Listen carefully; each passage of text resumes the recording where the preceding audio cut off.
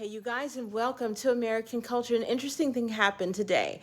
I woke up very anxious and I would dare say vengeful. I've had some people who have done me extremely wrong, and I woke up thinking about the punishment that they would receive.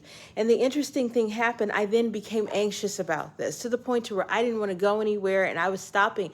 But the TV was on. You see, last night I had typed in Bible on YouTube, and for some odd reason, it played all night long. Now, those of you who have YouTube know that usually after about 3 hours, it asks you, are you still watching? And obviously, I was asleep and I wasn't, and it would go off, but it was still on. And I started to listen to what was on the TV screen in my anxiety, and it's to stop, be present with the Lord, don't worry about tomorrow. God is already there, and to ground myself in the Word. And I started to feel the peace come over me, and I realized that's 1000% true. I need to recenter myself and reorient myself on what God has done for me, not what I want to do. And then it suddenly clicked. Yes, God is in the tomorrow, because He's the one who told me to put it on Bible last night, which is something that I don't do. And if He hadn't said that, I wouldn't have heard this morning to get me back to this point.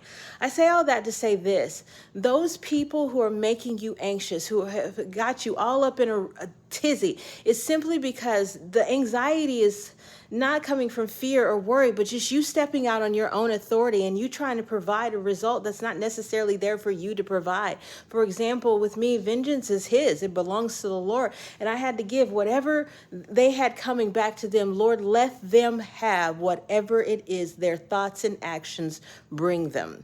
That's basically God's wrath, but that's a different story for the other day. And then it clicked to me, Alicia, they're background characters in your life. Hold on to what you believe, your faith, pull that down and have just as much attach just as much belief, just as much knowing to that as you do this same physical reality that you have available to you. And essentially keep it moving. Why would I sit here and be worried about a background player in my own story, what they're doing and their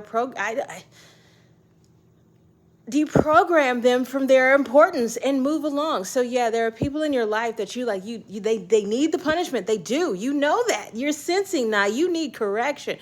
But finally in your life, you're not about doing that. You're not about stepping outside of God's authority, leaning on your own in order to provide correction. He never gave you the authority to provide.